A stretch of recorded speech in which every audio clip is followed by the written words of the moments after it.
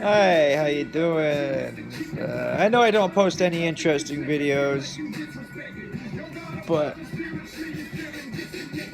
uh, I do have a wild and crazy Facebook page. If I was a fancy dancing computer guy, I'd give you a link so you could check out some of my wild, crazy videos.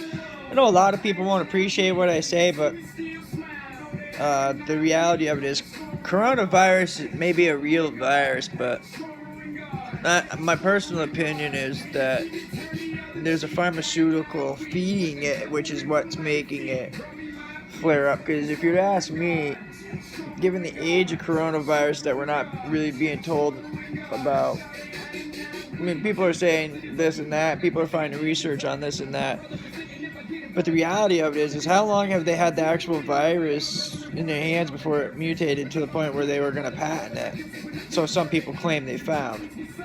I just know your basic knowledge of science that as any virus, deadly or not, that eventually it's going to mutate and it'll sustain life, which is a pain in the ass, you know.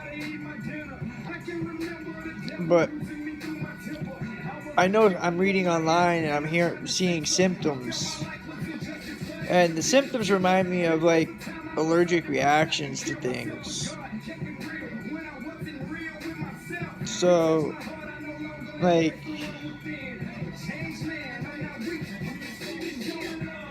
I don't know. Like, I'm sure there's people out there that don't see it the same way, but you know, from an all logical point of view, not every individual with different education levels will see it the same way. It would always be a different perspective and opinion. I just think a government, like, not going to work. I'm reading about dairy farmers dumping milk, essential products. Uh, the problem is the lack of economy knowledge. Viruses are deadly, yes. If everybody went into this thing just going like this with a face mask or going into stores, you know what I mean? I mean, people are calling for face masks 24 hours a day. I feel that's unsafe for the world. Everybody around the population. You really don't want, like, even if you do contract it and your body defeats it, or you don't feed it so you can get rid of it. I mean, by exhaling into a face mask, all you're doing is really running a higher chance of incubating. I mean, that's a different perspective from everybody's education level of certain things. I mean, the germs and whatnot, if you really think about it, you're going to fart and you're going to smell it. So you're exposing yourself in the world anyways. So the craziness of the pandemic, as they label it, is driving us all fucking nuts. Safety is always a key element, but the reality is I don't know about our leadership. I'm not sure if some of the decisions along the way, the public officials hanging themselves when it comes down to what they say. I mean, the true fact is it's a virus. They come, they go, they're deadly, some aren't, some are. And it seems to be every 100 years or so we get a deadly virus like this, or every so many elections we get deadly viruses like this. And I believe in changing history so it doesn't repeat itself. And I just don't see how anybody else who wholeheartedly takes the education of the past to reflect it, to reference it for the future's decisions and actions. Because no matter what, people repeat the way they do things because of ritualistic practices. So, like, if you think about it, is it the second coming of Jesus Christ? No. Jesus Christ periodically, over since his innocent murder and innocent death, has justified himself amongst all the military men and those to whom have essentially had their hand in the crucifixion. Yeah, sure, a handful are probably still there. A handful of them are still here in our life, probably. But yeah, at the end of the day, no, it wouldn't be classified that. Do I believe personally that somebody's trying to bring forth those prophecies to make them real? If you really think about it, from an educational level, the Antichrist is somebody who doesn't believe in Christ. Except for one problem. How could he be the Antichrist when really he's genetically related? The reality of it. Really, it's just somebody wanting something that they didn't earn. So, I mean, now you get the balance of the headache. A lot of people don't believe in that stuff, find it fair and dandy, but the reality of it is the people who are educated in history and archaeological shit, we all know that viruses get uncovered in archaeological digs and tombs discoveries and stuff like that. So to go laying blame is bullshit. So who cares what lab is responsible for it accidentally happening, or who knows, maybe it was just a simple rail car that carries the chemical COVID-19 having a leak and it causing a respiratory issue which spread. The chemical COVID-19's been around for a very long time. We have a photo of it somewhere here on Facebook too. So, you know, we're humans. We live, we die. And throughout the time of birth to death, we do nothing but experience the exploration of our own willingness and capabilities of what we're willing to do for ourselves and others. To get the things or to achieve the curiosity of creativity. So, is it really worth panicking? I don't think it is. But do I think it is worth being safe and precautious? Of course. So, I don't really know how to say it, but I question the numbers of the pandemic, as it's deemed. I think it's an epidemic of disbelief because people just do what money says. Oh, he's got more money than me, so that must make him smarter than me. Shit, people can make dividends off of the stock market and the companies that are in operation that are well-incorporated companies for the government. So, therefore, they acquire some sort of ownership within, you know. So you see where the finances, curiosity with the biolabs go. Now, I don't try to insult nobody, because there's people out there that spend day in and day out on the studying of biochemistry and genetics. Whereas I just have your basic knowledge of picking up an old book and then comparing it to new studies sometimes. And I don't really read the books all the way through because it doesn't really strike my brain's interest. So just the basic knowledge of how to survive through such a pandemic. Now, it's not bubonic plague, so I'm not going to worry, because bubonic plague, nobody's going to survive until it mutates into a state like AIDS. Which is the reality of some people's belief is, you know. So, an educated individual would call it for what it really is, and I call the whole situation an intentionally caused situation because somebody learned something about mystic ritual practices in ancient Egypt through archaeological studies and people's belief in the stuff and the willingness to accept the facts that it exists without us seeing it. So to utilize the benefit of certain ritualistic practices that should have never happened, which some people call the reckoning, second coming, as I referenced. The reckoning is really based upon your sins. Are you just enough to stay alive? That's the reckoning. If you don't, like, if your brain doesn't spontaneously die and you just drop to the ground, the reckoning has not taken place to you. The reckoning takes place to every man, woman, and child throughout life, this ages and ages. It's continuous. It's not just a freak habit.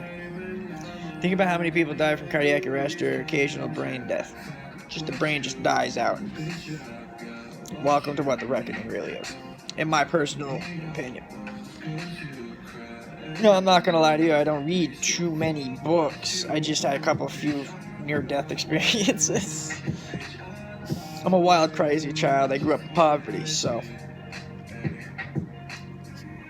But the harsh core and the hardcore reality is some people just need to stay in operation business-wise for their own economies.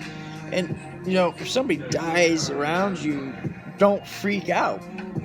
Mother Nature's going to traumatize us in manners to which Mother Nature feels it's necessary for us to think and achieve. Now, not everybody's going to think like that.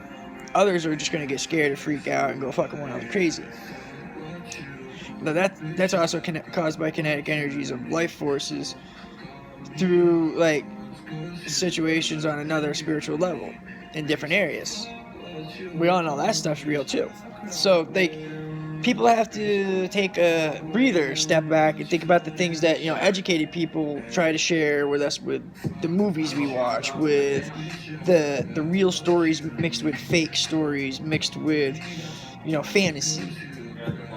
And then you got the histories shows and stations and the archaeological digs and stuff and the information they share. You should always take all that into real consideration. But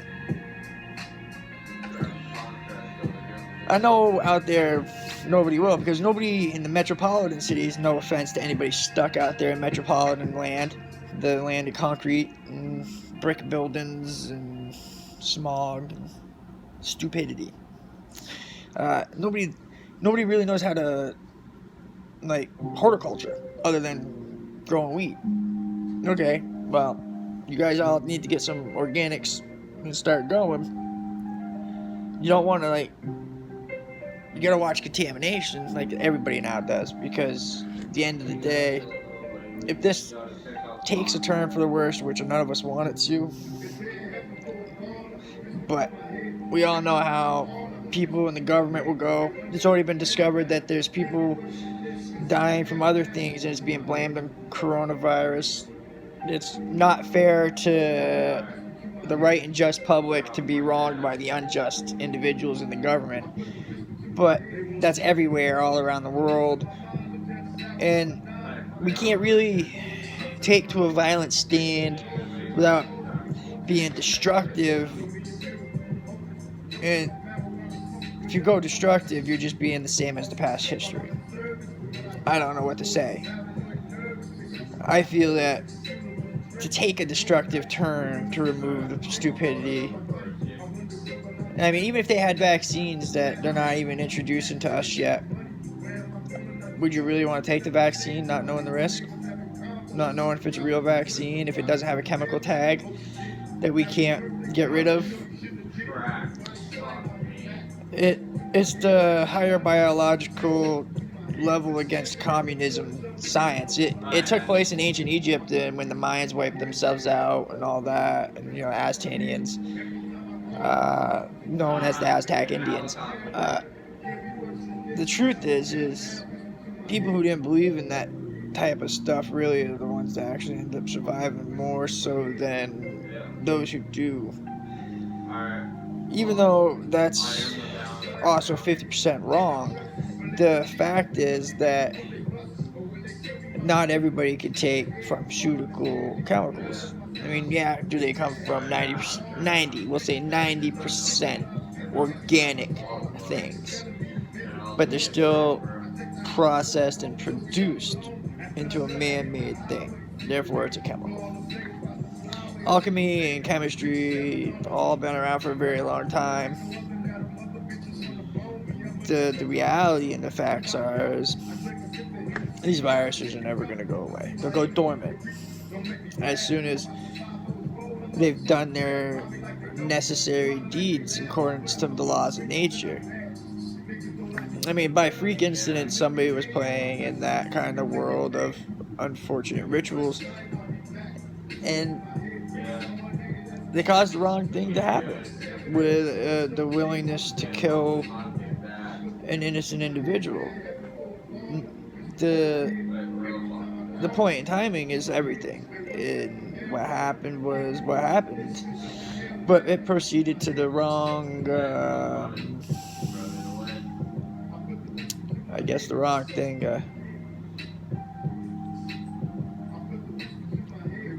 Involved in, it's hard to explain. It's not worth explaining on here, so you don't have to edit. You just have to be an adult to see the things that go on in the Toonie world to know what causes such things. But if you're not willing to at least ensure that futures change in safety by ensuring what's right and just by everybody, for everybody, then you're really a useless cause, regardless of how intelligent you are, because you're still incapable of staying safe and going to work and doing the things you do daily.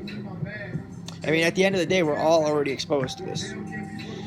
So the chances are some of us have been exposed to it in the past during past out things of slipping out of biolabs through earthquakes, tsunamis, and shit like that. I mean, and you can't say I'm wrong, because look at what tsunami did over there in Japan-China area when they took out the tsunami took out the fucking nuclear plant. So I mean, who's to say that an earthquake doesn't shift the landmass just right, so it tweaks a building just right, so it doesn't even notice.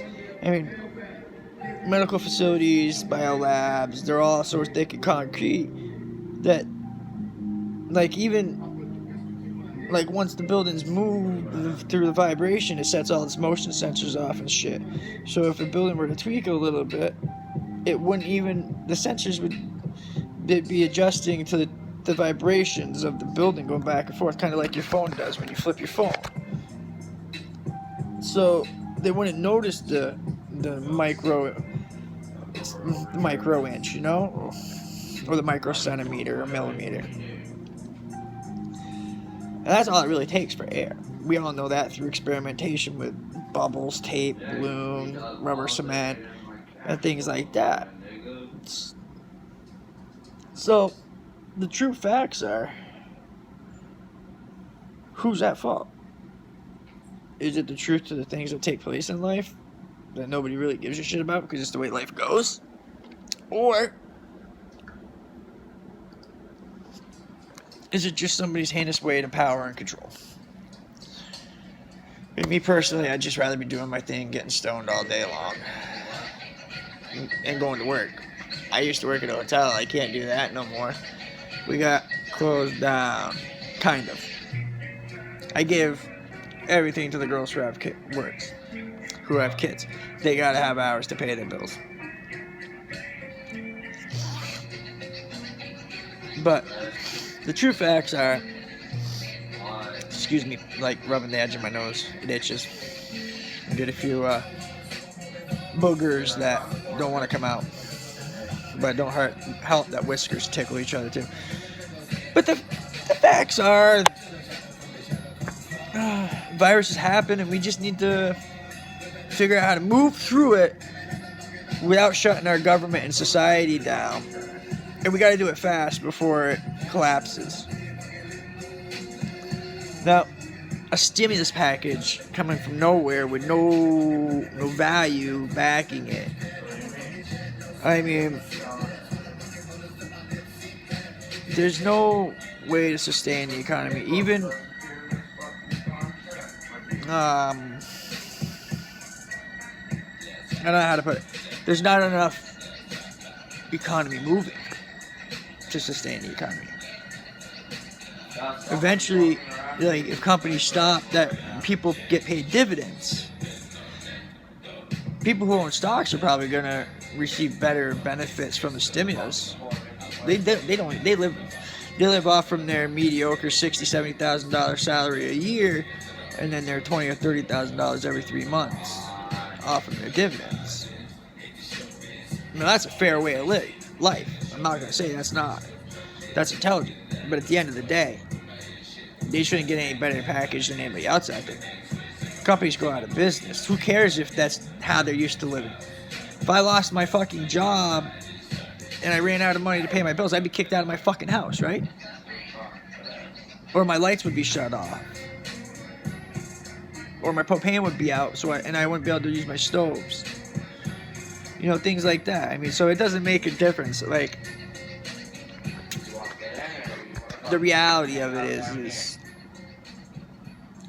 the financials need to be looked at of the spending. Because I personally, like a long time ago, regardless being a non-government person, I just kind of get pushed into certain things with decisions, and because of the way I think, which is fine, fair, and dandy, because I like the benefits of it. But you really think about it, a right and just government would build a surplus, especially when bioscience is growing and there's more and more people learning science. So you think about the dangers, the more learn it. There's the problem. Now, if people were to stick with learning how to make textiles such as cottons with cotton cloths, polyester cloths, hemp cloth, and stuff like that, along with learning how to forest, learning how to timber, learning how to cultivate on farms, all that stuff is necessary to learn. More people learn how to do that stuff, learn how to do the secondary stuff from the farming and the gristle mills. It doesn't matter how many there are. It's how they work together that makes the fucking difference. I mean, nobody even sees that on the greater level. If it works on a greater level, it can work in a smaller economy, in a smaller area. Because if a smaller guy's helping the bigger guy, then the bigger guy is obviously helping more people with the help of the smaller guy. So no matter what, even if the smaller guy don't get the recognition by social populist opinion, because, you know, social opinions control things. Oh, I don't like him, so and then I make people grow on me. I could not like you when I first meet you, and then the more I encounter you, 2 minutes here, a minute there, 30 seconds there, it could change, because first impressions are like first personas, by meaning spiritual presences. So we all pick up on them. That's why we all start muttering things when we look at people. You know, like, oh, look at that fucker, rah, rah, rah. You know what I'm saying? So, like, the real psychological mind frame of it is going to be a killer for everybody, because not everybody's going to be used to not having a lot of things. A lot of people are going to be used to being spoiled, this, that, 3-course meals. You know, the people that are going to survive the best without food are those who are already starving.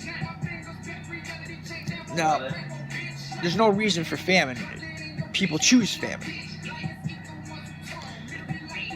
People choose to allow the greater knowledge to blind them, but yet they allow their ignorance to blind them from the greater knowledge. So, I mean, with that being said, 25 minutes into this, I just wanted to enlighten the world. Again, I'm on Facebook. My name's Joe Valancourt. It's underneath Joseph Valancourt. And if you look it up, make sure you pick the guy that has the 4 angels of the apocalypse. Also, it'll say underneath political preferences and opinions, legalization of marijuana, and the right to solicit sex. Ladies, sorry, I know many people out there get forced into it.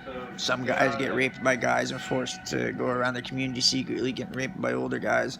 We all know how it goes. Please hold the judgment, because I don't judge nobody unless I absolutely necessarily have to by their actions to me and against me. So again, about 25 minutes into this, I gotta go take care of some business. I gotta go break curfews and quarantine regulations of non-essential driving.